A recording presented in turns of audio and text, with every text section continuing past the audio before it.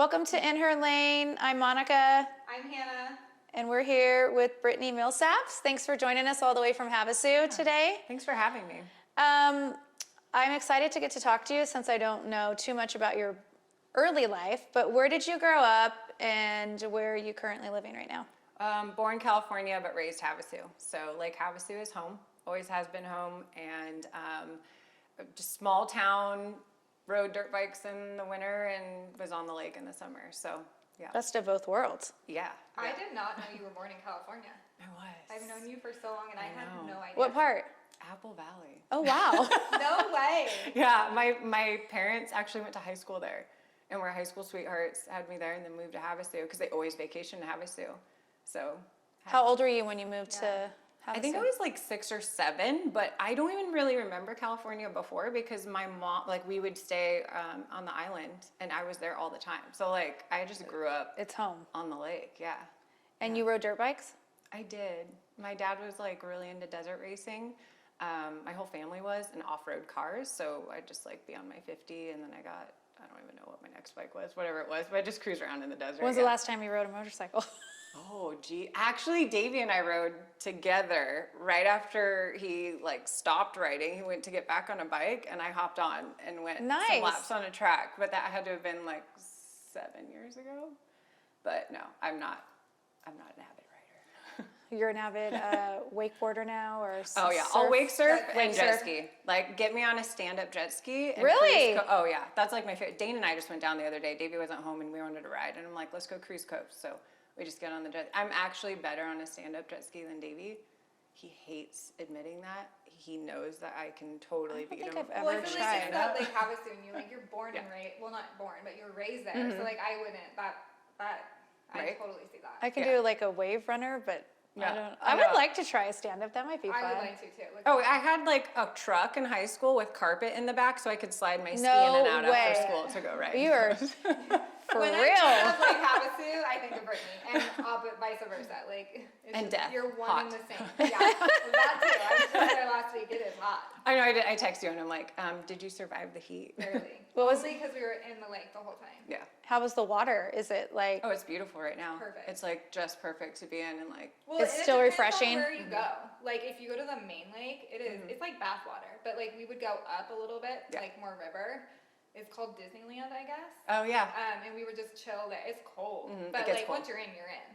Yeah. So it was good. It's great. So tell us about Miss Supercross, because you know I have a photo of you up in my house. Have I ever told you that? No. When Nathan won San Francisco when he was with KTM, and it was a mud race. I remember that. They took a picture. Vividly. They took a picture of him. I want to say a teammate. I don't know if it was like Michael Lessie. I don't know. But we were all up there in the mud. Rachel's in it. Lonnie's in it. And you're in it because you were Miss Supercross. I probably have like a trench coat or poncho No, thing. you had it. I think like I remember it was a mess. a pink and white shirt. I don't know, but I Okay. crack up because you're in our loft with all his like That is championship so bike, and I'm funny. like, Brittney's on our wall. Yeah. So tell us about that. How did you get started in that? Like, So I always like knew of Supercross, watched. I love Jeremy McGrath, and Davey will totally make fun of me for that. No, Jamie's the best. he's awesome. And we always watched. It was I feel like Havasu's a very moto town too, so everyone's just like really aware of that. And my mom I was in high school, like I was 17, I wasn't even 18 yet. She's like, there's a competition. Do you see this? And I'm like, I'm not gonna do that. Like I wanted to be an announcer. That's all I wanted to do was action sports announcing. And she's like, this could get your foot in the door. Like this would be perfect. I'm like, no, put it off. Thought about it, kind of around in my brain. It was like a competition they were running. It was like the first time I think they ever really did it that way. I'm not sure. How was Yeah, because it was Heather Voss. When Yes. I first started going to Yeah, I remember Supercross, her. It was Heather Yep. Voss. She was in. She's the OG Miss Supercross, and she was so pretty. And then she got married or had a kid or something, and then I think they were like, what do we do? yeah. And they ran a competition, and you had to be from the state of around, and you had to be 18 or older. So by the time Anaheim came out, my birthday's in December, so I was 18 just in time before the first, and I was picked to be Miss Phoenix. What were the qualifications? Like, what did you have to do to submit for the competition? It was like an interview, I think, and like a photo, and you had to be 18. That was it? Yeah. And they picked a different girl at each every race. round. So like Anaheim had a girl, then you were Miss Phoenix, and then it would come back to Anaheim or San Diego or like however it went. And then at Vegas, so then they pick. It was like a voting on online voting because Oh, gosh. totally That's right. yeah, it was like some online thing, and top 3 went to Vegas, and then in Vegas, and I'm like totally, I'm like what? I made top 3, and it was text to vote, but like literally like old school like flip phones text to vote, and It's like A. yeah, it was 1, 2, 3. It totally was. And it was like online, you could go vote. And then that night in Vegas, they announced who won, and I won. And I'm like, you're freaking kidding me. And Davey won the shootout that year. So Can in you 2005. remind us what year? 2005? Okay. Yep. So 2005, it was at Phoenix. And then I came back for Vegas for a top 3. And then in Vegas, gosh, I totally forgot about all this too. It was the text to vote. Davey won the shootout that night. And the press conference, we started talking. He's like, hey. And just like totally from there. And that's how you guys It was meant to be. that's how you met him. Yeah, I met him and didn't start dating him for a year later. He tried to get me to go on a date with him for 6 months. Nice. Yeah. And I was like, nope, because I was like, I'm going to be an announcer. I can't date writers. So that was like my whole thing. You're like, I'm not going to mix business and pleasure. This is my career, damn it. So that's where I was like, oh, well, I got my foot in the door. And all I kept doing was begging them at every meeting instead of just standing, 30-second board and the handing off the trophy. I'm like, I want the mic. So that's what it led into, is getting into the announcing side of things. Yeah. So when you were Miss Supercross, it was for the whole year? Yeah. So it was Miss Supercross 2006 and then Miss Supercross 2007. And then towards the end of 7, they're like, hey, we want you to start shadowing for TV. Like, so I did floor announcing. I just started doing like floor announcing with Terry Boyd. Oh my gosh. And he I was so like, intense always. And then you look at the dirt on the ground and see this. He'd be like rolling in the dirt, and then Irv Braun would be sitting up. Irv Braun, and then I would just follow Aaron everywhere, and Jamie Little. Like, I idolized them, and I wanted to be Jamie Little. Was Jamie Little still around, or was it just Aaron? It was, it was Aaron and Jamie Little, and then it went to Aaron, and then I'm trying to, she was a blonde, Krista Voda, is that? No. There was a blonde, yeah. And that's really bad. I just remember Leanne Tweeden. Oh yeah, that was just before me. Yeah. Yeah. Leanne Tweeden dated a local Colorado motocross racer for years, and I remember one time she put on her makeup in the van next to me with the Greeley Supercross, shout out. Oh, she was so beautiful. Leanne Tweeden was like in me. Yeah. So She was around when I first got in the industry. Mm-hmm. Yeah, I feel like her and like Heather Voss, right? Yeah. I feel like kind of the same time. Around yeah. the same time. I was before like Monster. I was like THQ and Amp Mobile. Like, Yeah. That's what your shirt is on our. yeah, right. I think it was Amp Because everyone's like, were you a Monster girl? Was I'm like, that no. 2004? What year was You're that asking. San Francisco race? It had to have been in 5 or 6. Okay. Yeah. I think it was 2005. Yeah. Maybe 6. Yeah. Maybe 6. That's when I started. No, I think it was 2006. Yeah. It was like my senior year of high school. That's so But crazy. it was so crazy. And then I did 06, 07. I was just going to like Mojave Community College and then traveling to the races on the weekend. That had to be fun for you though, as a young girl. It was like I look back at that. I'm like, I was fresh out of high school. I was just taking college courses at home, working during the week, and I would travel to the races on the weekend. Like literally, what I thought I was going to go to school for like broadcasting media, and I'm like, I was kind of almost like, here you go, like let's. You're pretty gear much up in for it. school. Yeah. You're doing an internship, right? It was like ideal. Like I look back at that, I'm like, wow, that's kind of cool. Like I just went, nope, I'm going to do this. That's got to be kind of scary for your parents too. Like, can you imagine Bryn saying, "Bye, I'm 18." Right? I know. I think about that too. I was like, because I think about my mom. I'm like, she was totally just. I mean, she was very supportive of it because she saw the opportunity, but also was like, I'm just taking off on flights and going to and from races By like, yourself. Oh yeah. Yeah. To every It was round. different back then, though. I swear. I know. Because I would never do that now, but back then, yeah. No. Not For at all. sure. So you and Davey met On at podium. Vegas. So tell us how that all transpired. Yeah, so I saw him at some outdoors through the summer because they asked me to come for podium stuff or announcing. I was trying anything to get Trying to get in there. So I saw him at a couple different outdoors. He would try to say hey and like talk, sweet talk, try to get on a date. And then it was, back then, it was 2 Canada rounds in December. So at Toronto. Toronto and Vancouver, right? Yeah, They did and it. Davey was there, and he goes, if I win tonight, you're going to go on a date with me. I'm like, okay. And he won that night, and we went on our first date. In Canada. Yeah, in Canada. Was it Toronto? Yep, at Toronto. And then it wasn't until summer of 2006 that we started dating. And then I did 2007 Supercross for Miss Supercross. And then when did you move to California? So I moved to Florida. Oh, first Florida, you went. yeah. So Oh, that's right. You guys did live in Florida for a little Yeah. Were you guys in Tallahassee? yeah. Well, Cairo, Tallahassee. I went there to Cairo, and then he bought a house in Tallahassee, and then we were there for a while. And I was like, get me back to the West Coast. Yeah. Please. And then when did you guys come back to the West Coast? Honda wanted him out there a lot, so we kind of did a lot of back and forth. And then we rented for a while, and then it was like, okay, we're really going to move here. So we ended up, I think it was like 2007 and 8 that I think that was probably that, 8 or 9 that we were like, for sure here. Yeah. And you were announcing while he was racing. I was. How yeah. long did you announce for? It was during my Miss Supercross, so 2006, 2007. So I was doing a lot of announcing in 2007, and You were doing both? yeah, I was like, let me just run. So I just run and do whatever. Taking the chance while you got it. Yeah, I was like, I'm on it. And it was Vegas 2007. Davey was passed out in the whoops, like knocked out, and I'm watching tires go right by his head, like they don't red flag anything, just ran it, you know. What? And they're yelling at me in my headphones, and they're like, interview him, get Kehoe, ask Kehoe, and they're like, get Doc, and I'm in there trying to get an interview, and also trying to be like, are we good, girl? you know? Yeah. And I'm interviewing Kehoe, and Davey's getting hauled off and to the medic unit, and I have to stay and work, so I don't get to see him until so after. crazy. Yeah, and that's where the whole like stopped doing Supercross situation happened. Yeah. And then when did you guys get married? 2009. Where'd you get married at? In Las Vegas. You did? Yeah, we met in Vegas, so we're like, oh, Vegas, and for his family to fly. And then for us, it was like this mansion in the middle of the desert.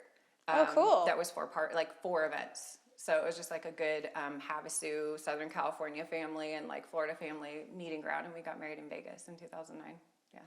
Did you do it like on an off weekend, or was it Oh, at yeah, the of end course. the season? We have a September wedding. Same. Yep. Everybody had See, I'm May. Oh, I yeah. did the one weekend in between the races, which did not work in my favor because my husband got hurt at the Vegas Supercross. Oh, geez. So then we had to wait for him to have surgery that's until, right.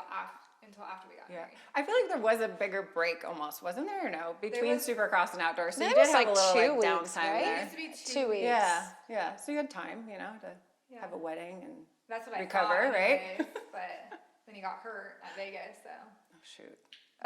What was life like when Davey raced? Like, what was your routine? Like, how was it at the races? It was. I mean, it's intense. And then It's a going lifestyle. from Miss Supercross to now. Yeah. Because I mean, they asked me to come back to announce, and Davey asked me to move in with him because him and his mom split ways, and he like was starting from scratch. He's like got his own house, and he was. He needed to be part of his team, and we were like getting committed, and so I was like, well, I'm not going to go back to race because if something happens with you or you're not at a race, Yeah, like I'm yeah. still working. Or if like someone were to beat him and I have to interview them or like took him out, like I'd want to probably kill him on the podium. Yeah, You know it's what I mean? hard Like, that you that's got to really put your awkward. Yeah, game face on. that would be hard. Right? Yeah. So it was like, oh, I'm part of your team. Like we're gonna do this. But I mean, we don't have to go too deep into that. There was like a couple years where I feel like Davey was an idiot, and he'll admit it. Like he was being stupid and making dumb decisions. And I was like, if you're gonna be with these people and you're not working hard, then this is like it's not gonna work. They're So so I was young kinda too like- back then. Now, when I look back on that, you go, gosh, they were in their early 20s, Yeah. having to grow up so fast in front of everybody. They're Well, gonna You do, make- you grow up was at fast. Was he at Honda at this Yeah. point? And Honda was, I feel like, so corporate back. Now it's all corporate, but I feel like back They were in the day, most Honda corporate. Was the most corporate, and that's hard when you're young. Yeah. It was like prestige to It is. be with them. Well, think too, like he turned pro when he was 16, and then you're already like, I mean, he moved up early too on bikes. I mean, you're just like, so you have to be like so mature and grown up, like your life revolves around this, and It is. It's very corporate. You have to with carry some yourself a teams. certain way. It's a lot of Which pressure. is hard for, In early 20s. that brain isn't developed yet. Yeah. No. No, it They're is. figuring out life and all the things. When did he stop racing? What year was that? He had his career-ending injury in the off season of 2017. What happened? I don't remember. He actually he had a bike malfunction during practice, and he had such severe head trauma injury. So he was in the ICU for days. He only cared about the fact that he had a busted lip and a busted ear. But it was days later that we found out he totally blew apart his elbow. Like it was in a million tiny little pieces. So he also totally blew out his ACL, MCL, everything again. But it was his head. He couldn't come back from the brain injury. That's And always that scary. is so hard because my husband, that was his career-ending injury too. It was a head injury, and I feel like it's not talked about. No. Like the stuff we went through behind closed doors was absolutely insane, and everyone was focusing on like the external part, like the elbow, for example, and like Ryan's was his jaw, but the head injury. Yeah. Well, the stuff that you told me, intense. it's crazy. I don't wish that on anybody, and No. And you had kids at that point. I had a 4-month-old, but like I was actually in Havasu because I was trying to move our stuff in there because we were going to try to sell our California house, knowing like, oh, okay, we're rounding up like this year. Like Davey was going to have his retirement year in 2018 because his number is 18. So it was like the whole thing. So I had to leave the kids, and good thing I did, to race here because I had to stay here at our house for weeks without the kids seeing him because he made no sense. Like we couldn't even have him around the kids. But we had 2.5 years of total highs and lows of so much. His spats, his suicidal the emotions, intense. And it goes from so high to so low in like a split second. Yes. And I just had never experienced anything like that. Right. There's like days where I'm like, I can't do that. I'm not gonna deal with this jerk. He's, going on. But I'm like, but he can't help it. They can't help it. He cannot help it. And it was a brutal 2 years. I say it's probably 2.5. And I was also really ill at the time too. So, but I think Davey, he's been brought it to more light lately, like in interviews and things like that, because he was in a really, really dark place. And we kind of just went X'd out from the industry. We were in Havasu, kind of like disconnected from everything, and it was intense. Yes. Like a dark time. Very. Did you guys grow closer because of that, or? Yes. I was gonna say you have to lean on each other. It's like you take those like crazy weird things that happen or things that like can totally tear you apart or be like, this is like, life ending, like, you know what I mean? Like it's just like insane scenarios, but it makes you who you are. And our relationship now and how we look at life is so different. Like, because Belle actually tested his helmet. They test everyone's helmet after a crash. And they said, you and your family will have helmets for life from us because you shouldn't be sitting here right now. They're like, you should not be alive. So I think he took that as like, wow, I can have a second chance. Second chance on. Yeah. I wonder what his scans look like. Did you get, did they tell you like anything like CT? Yeah, Like, yeah. did he have damage in any of the lobes? Yes. No, he did. Yes. And it was frontal. Frontal, yeah. Oh, Yeah, so it's gosh. very emotion. Yeah. Yeah. Yeah, and then he had micro concussions in the whole skull. So it's like the whole So did he entire. slap the back of his helmet? Because typically when you hit here, the rebound is in the frontal, or did he hit the front? He went head first Oh, he into did. the face of a jump. So yeah, it was head first. During practice. Yeah, and it wasn't until I like finally got to his truck days later and saw the helmet and how bad it was, and his knee brace was totally bent backwards and broken, and his gear was just mangled. It was disgusting, like everything. I'm like, holy crap! Like, but it was days until I actually got to that. Yeah, and I was like, Well, oh, it's the this is least pretty of your bad. worries, yeah. Does he have any residual like effects from like headaches? Yes, Things like that? The headaches have gotten better. Eyesight is totally terrible, and they said LASIK, everything, like it's not going to change. He has terrible eyesight. His mood, like the whole like emotion mood thing was like that 2.5-ish year mark.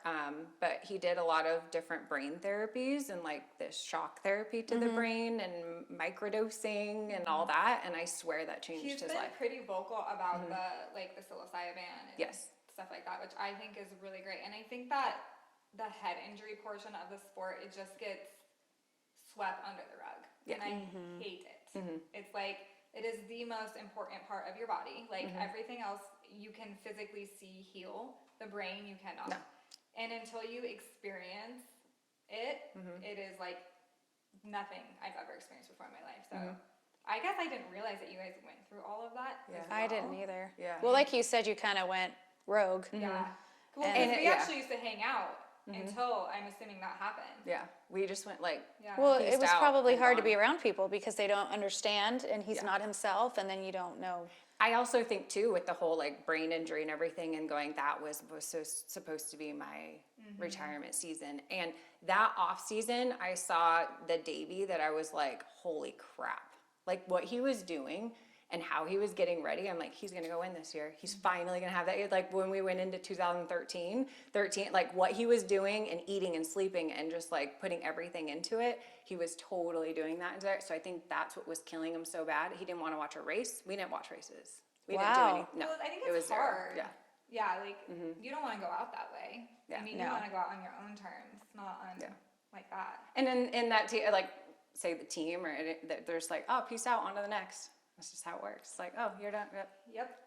Like not even a little flower. Like, are you okay? Yeah. Like it literally just like on to the next. Yeah. I mean, we had a similar next race. Similar story, but that's for another time. Right? Well, it's brutal. Like it is brutal. It's like if you are hurting or limping or not feeling well, we're going on to the next. Like you are amazing. We love you. Do great. And the moment that there's something not lining, the loyalty is a little small when you, like you said, they're just on to the next. There's always somebody else coming up, and yeah, it's rough.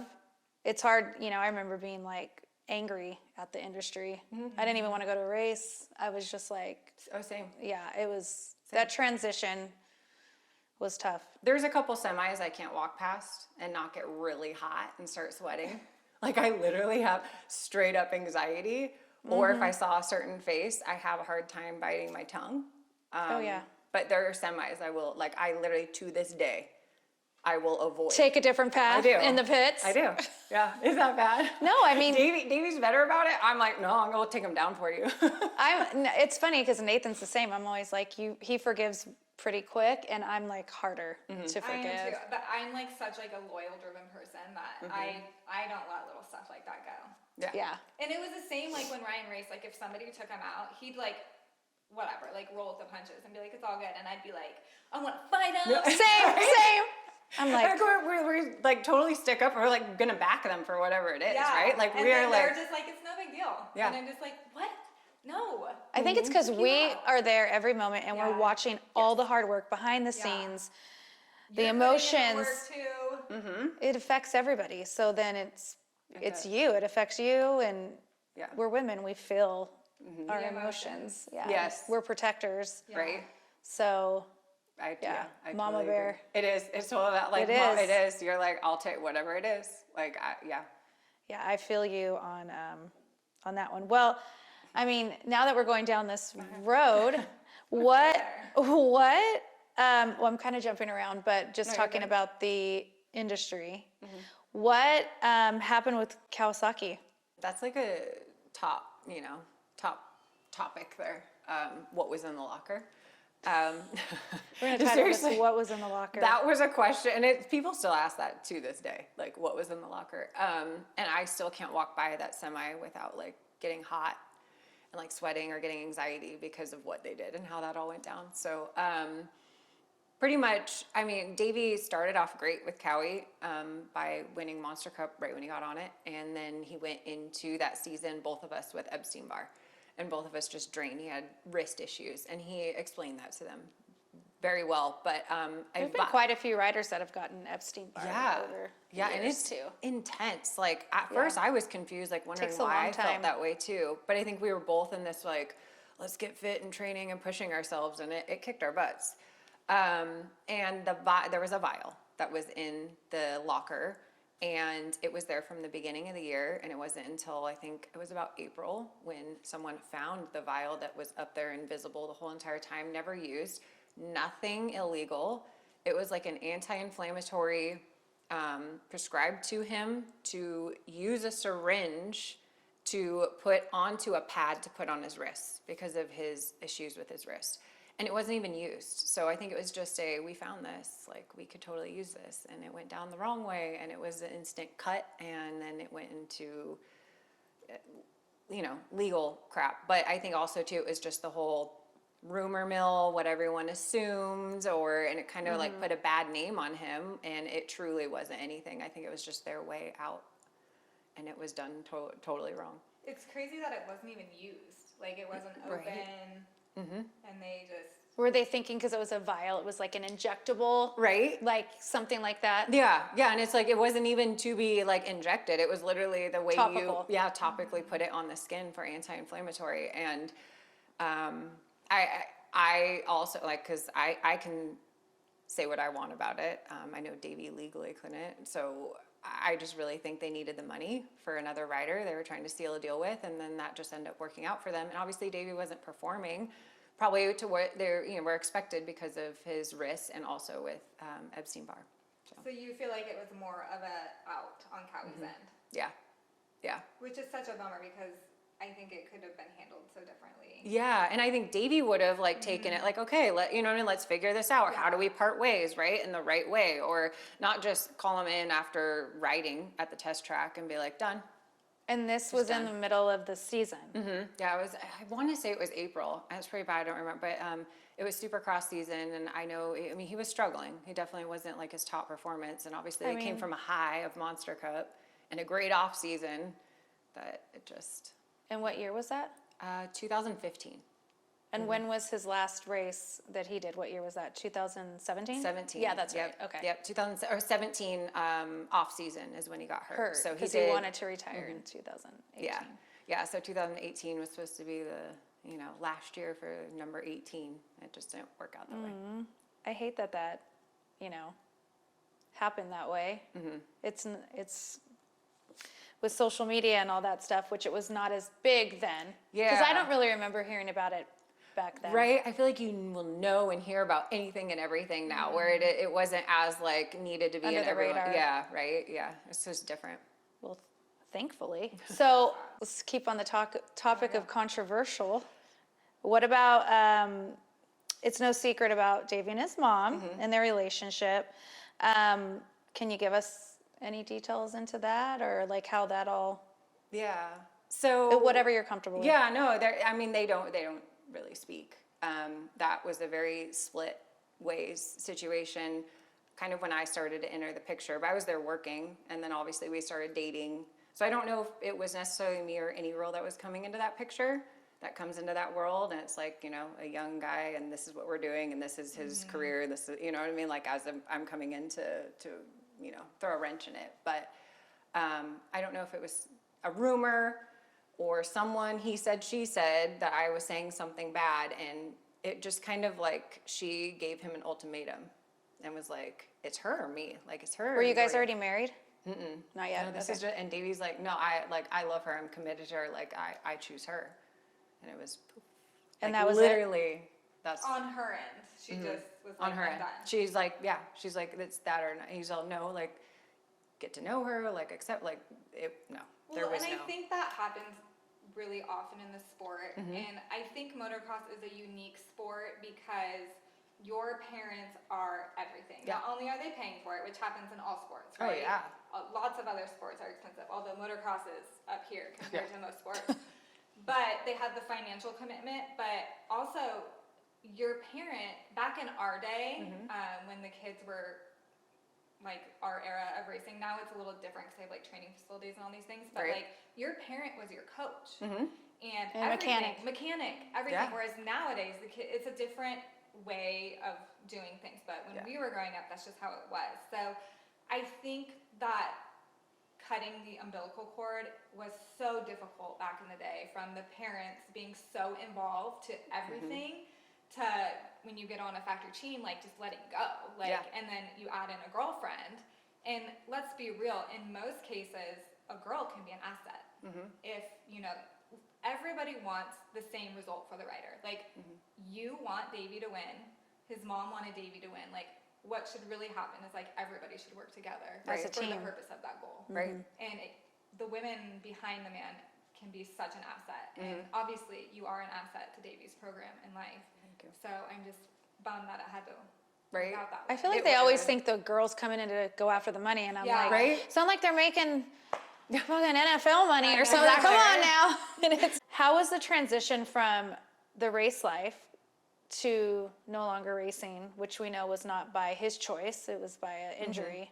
Yeah. But and just how did you feel like if you went back into the pits for a race later on down the years? Because I know, you know, I went through something similar, but how was that for you and your family? We went MIA. So because of Davey's brain injury and how it ended so abruptly, and it was almost like the team he was on at that time too was kind of like done, off to the next. And it was just a really harsh, abrupt end to a career. And his brain injury was so bad that we kind of just, he was not well. And so we were on our own in Havasu. When MIA, he wasn't really into wanting to watch the races, be at the races, anything like that. So it was definitely a big change. I was very ill at the time too. I was dealing with a lot of health issues. So I think us together, it was a lot. That was a huge test to like our marriage, to just like, what are we doing? And actually kind of opened our eyes too into just like a totally different way of looking at life. And then also just health and wellness in general. Like we just look at everything completely different, I think, from that moment. And speaking of health and wellness, I've kind of, you know, watched your journey with that. Have you always been like into alternative stuff like that, holistic, or did it change with injuries and getting older? Yeah, I think injuries, like different injuries or what you need to do to hurry and get back on the bike, right? And be at the best that you can be, where I think Davey rode on a lot of talent, and he says that. He was not training like he probably should until the end of his career. And I think I started to open my eyes a little bit more on that, because I was kind of like, oh, I eat whatever and do whatever, it doesn't matter. And I think it was me getting ill and wondering what the heck was wrong with me, and then him with multiple injuries and trying to be the best that you can be, that especially as you're getting older into your career, like you need to really be on top of things. And we totally shifted on a lot. Davey's actually dove into it way more. Like he's very down the rabbit hole of everything Really? in that world. Yeah, very much so. I call it like, I'm like crazy holistic lady over here now. Like I biohack everything, like whatever it is. Like I'm pretty intense with it now, but it's like we're so much like aware, and we're so much better in our life and how we feel. Like Dave even says, like, I feel better now, health-wise, besides his back hurting all the time, than he did during his career. And I feel 10 times better now going into almost my 40s than I did in my 20s, 100%. Like I was, yeah, it was just totally flip-flop now. Do you care to talk about what illness you had? Oh yeah, so I had, I was very open about it. At first I Yeah. wasn't, because I was like, oh, and then I felt like I was complaining and I couldn't figure out what was really wrong with me. But I think me sharing my story with breast implant illness opened eyes to a lot of women that I still have never met to this day, but we still talk on Instagram. That's like it's awesome. so crazy. Like or women that I've met, or they meet me and they like, I got explant because of you. Like, or I used, this wellness tool because of you. But I was very ill. So I think that's where Davey's head injury and it being so traumatic and so deep and dark and emotional and like suicidal thoughts. And I'm over here going, I hope I wake up tomorrow. Like I was ill. I could barely move or get out of the bed in the morning. I was going on my labs to pretty much like pre-menopause. I was, Oh, wow. Yeah. Like I was a mess. So I was doing tests and all this thing, and I just stopped going to like traditional medicine doctors, and I got explant, and it's not the heal all, it's not the cure all. I still have issues I deal with, but it changed my life 100%.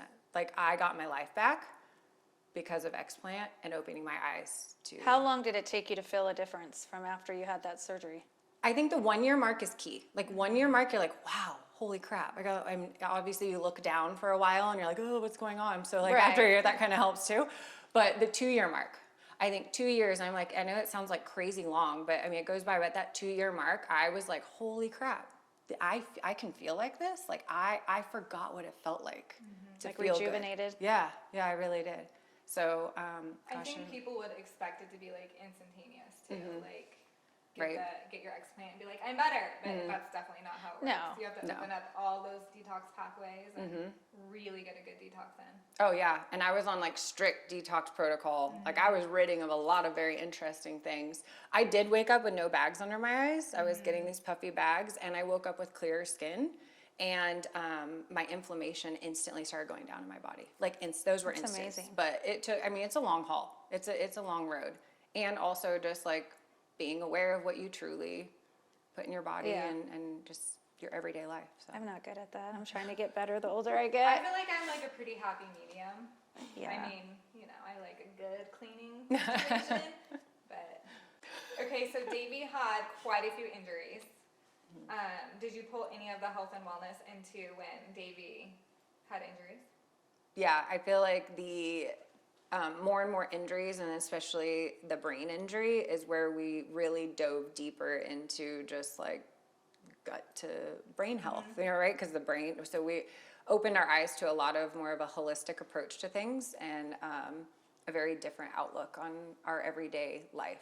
So I feel like it was a pretty dark time for you guys. You were ill, and then Davey had that really horrific head injury. Can you talk a little bit more about what the head injury was like for you guys? Yeah, so I feel like that's another thing too. I feel we kind of just went MIA on, and maybe a lot of people don't hear that story. It's been brought up a little bit more in interviews with Davey. He's come to light with it. He's been able to talk about it more. I think he wants to use it as a story for other people to hear, to if they're dealing with it or how he overcame it, because it was probably 2 to 2.5 years of dark, very, very dark. We did completely move from California to Havasu. So we were there, I was very ill, and he was bipolar, happy, sad, angry, bringing up old things, creating things that were just fabricating crazy stories. And then he could be totally fine one minute and he could be off the wall the next and suicidal. So there was a lot. So we were going into a lot of like brain treatments, and he did these different type of like, almost like brain spark electromagnetic for the brain, and then a lot of microdosing. So I really think the microdosing kind of like started to bring him back to life. I really will speak highly of that because I really think it gave him his life back. Probably therapeutic too for him to talk about it. And Yeah, I think it was a long time of not being able to. And I don't because think anybody talks about head No. injuries. Like, because when no, I'm just talking about also being suicidal from the head injury and things like that, and head injuries. All of it is combined together. So I think him bringing a platform to that. Yeah, it is. It was only him and his mechanic there at the track, and there was a bike issue. Another team I have a hard time with. But his head hit when Bell took the helmet, because Bell always takes the helmets and runs tests whenever the guys crash on them. And they're like, you and your family have Bell helmets like for life. Like, you shouldn't be sitting here right now. Like, we've never seen a helmet like this. And so it wasn't until I like went through his truck and I'm looking through his things, and I mean, his knee brace was just destroyed. His helmet was destroyed, his gear, everything. And he was in ICU for his brain issue, and he was worried about his lip and his ear that was cut open, mostly. The really? external part instead of internal. Right, and then he was just on auto, like repeat, but he had completely shattered his elbow. Like, only one doctor in the U.S. would touch it to try to put it back together. It was completely destroyed. His knee was destroyed, like everything. So there was a lot to that crash, but obviously we don't even really care about those other items. Those will heal. Yeah, But the brain is. The brain's a and whole it takes different a deal. long time for the brain to heal. What was the prognosis they gave him? So, Like, from a doctor standpoint, did they say, oh, he might not ever get back to his full potential as far as cognitive level? Yeah, Or I think there's a lot of unknown. I think I that's mean, what's crazy too, right? So a lot of unknown, but it was the frontal lobe. So we saw that on the scan, and then there's all these micro concussions over the whole brain.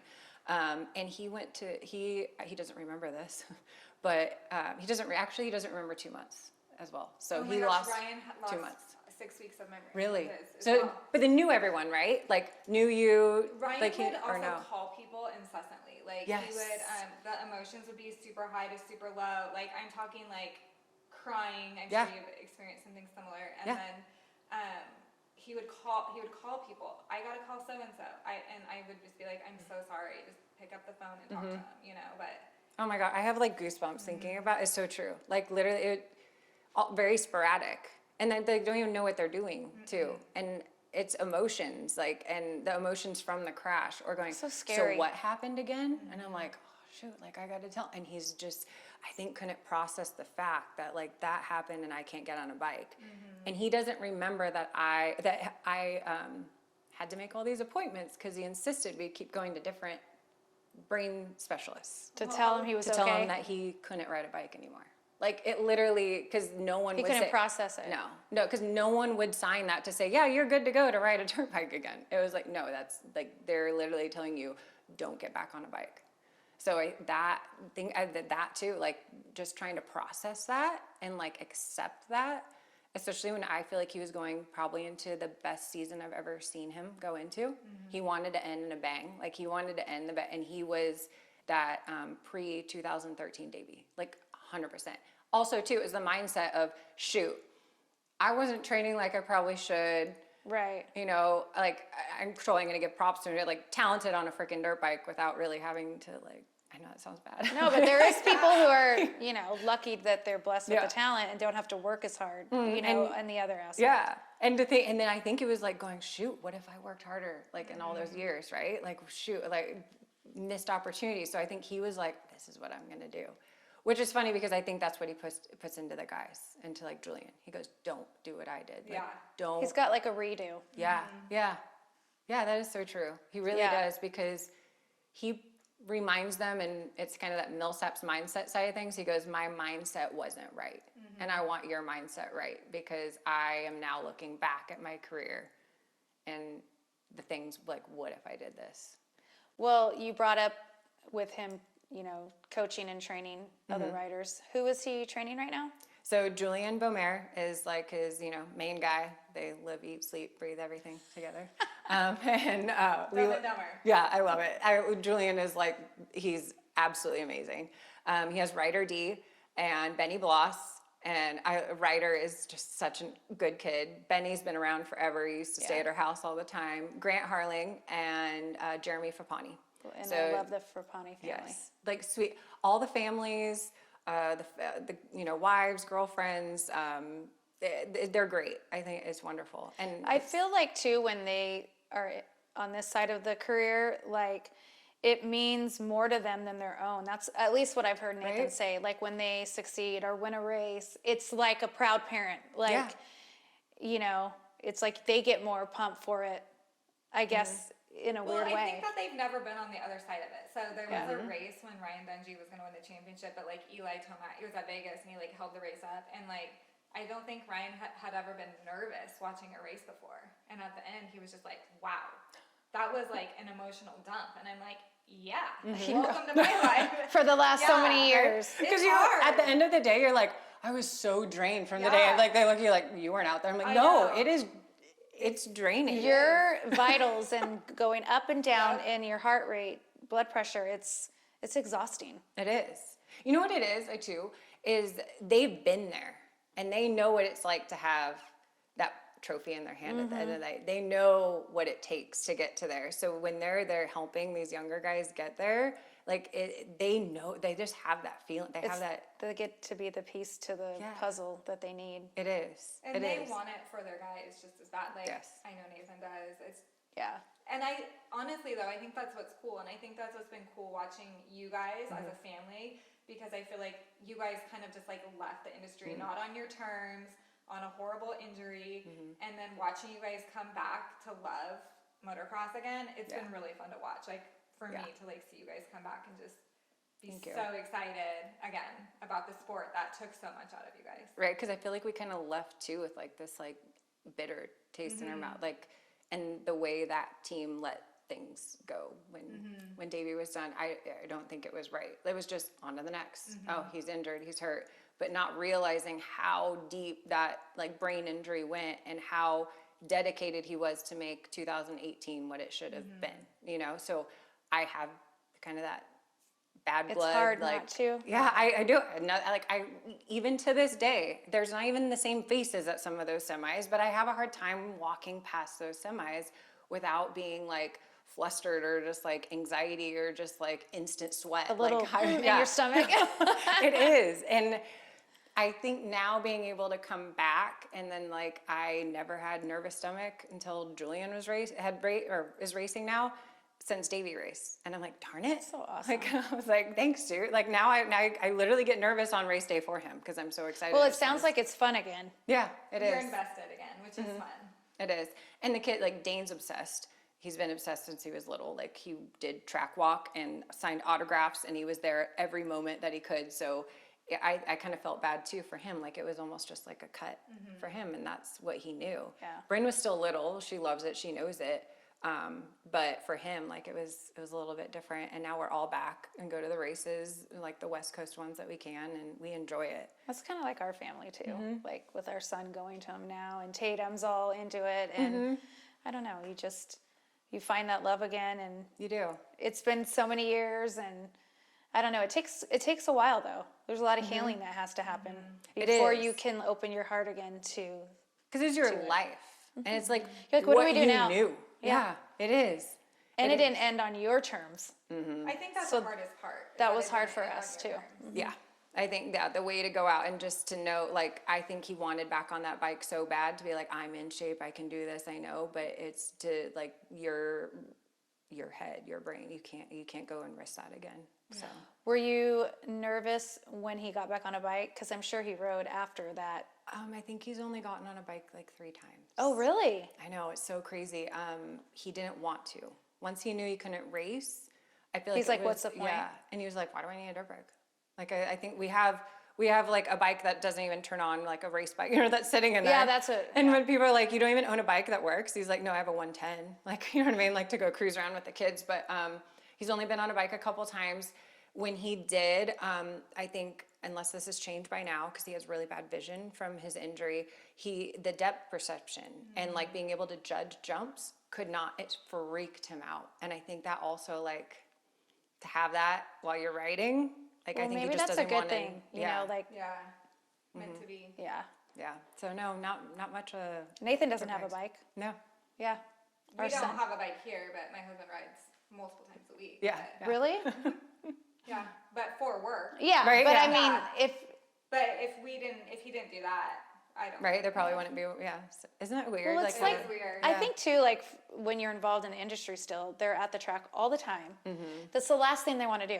I think it was a job for Davey his Yes. whole life. I don't Yeah. think Davey was allowed to be a kid, and maybe I'm wrong. I don't know. I'm not Davey. I didn't grow up in his footsteps, but I feel like it was very serious very early on. Whereas most kids back in that day, now I think it's a little different, where it's a job for a lot of these kids. But back in the day, it was just like a fun thing to do, and if you happen to be good at it, then you go to the races. You know, it wasn't so gnarly, but I feel like for Davey, it was very much like a job. Business. Well, when you say that, it's true. People go, "You don't want to ride a dirt bike? You don't have a dirt bike?" Or like, just fans, or like, and he goes, "What do you do for a living?"